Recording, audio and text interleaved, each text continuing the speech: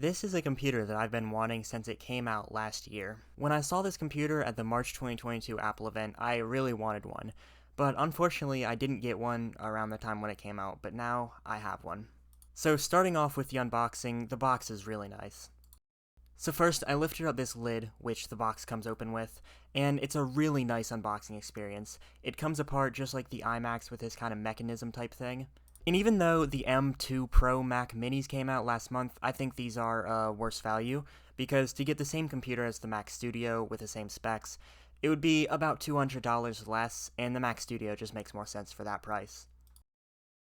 At the top of the box, we have the typical Apple regulatory information quick start guide and one black Apple sticker, which is for the Pro machines only. And then after I took the Mac Studio itself out, it is really a heavier machine than it looks like. It's much heavier than something like a Mac Mini, which I've had multiple of those before. At the bottom of the box, there is this power adapter, which is kind of specific to the Mac Studio. The iMac 24-inch also has a connecting plug that uses this same standard. It's a nice plug, and the braided finish actually matches the Studio Display's cable too, but the Studio Display, you can't take the cable out without some tool. From the factory, it ships with this soft protective cover on it to prevent scratching and all kinds of other damage. So I've got a good amount of stuff plugged in and set up, so I'm going to power it on. After I turned the computer on for the first time, I realized that this shipped on Ventura. I don't like macOS Ventura at all. I think it's just terrible. And the night before I got this, I actually downgraded my MacBook Pro back down to Monterey. So it was pretty easy for me to downgrade it back to Monterey since I already had the USB drive. I just had to erase the already existing install of macOS Ventura, and then I was just able to install macOS Monterey. These machines came on Monterey, and I'm not doing any sort of weird workaround to get it back down to Monterey.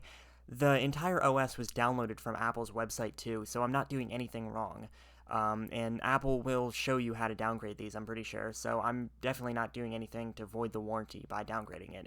It's no different than reinstalling macOS if the install got corrupted somehow. My MacBook Pro really couldn't handle 3 Bluetooth devices at the same time being connected, but this computer handles that just fine. There's no lag whenever I'm using 3 Bluetooth devices at the same time, like my keyboard, mouse, and trackpad, and that's very good because my MacBook Pro would constantly lag while doing that. So that's my new Mac Studio. I've been using this for about a day now, and I can say that the I/O on this is actually really nice. Having those 2 USB-A ports for older devices is very nice.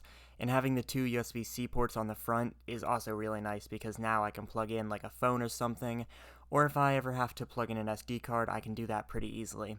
This is a really nice machine. I've had no problems with it so far, and hopefully this machine can last a while. I don't see any reason why I would upgrade since apparently Apple probably won't make a 2023 Mac Studio. So thank you for watching, and goodbye.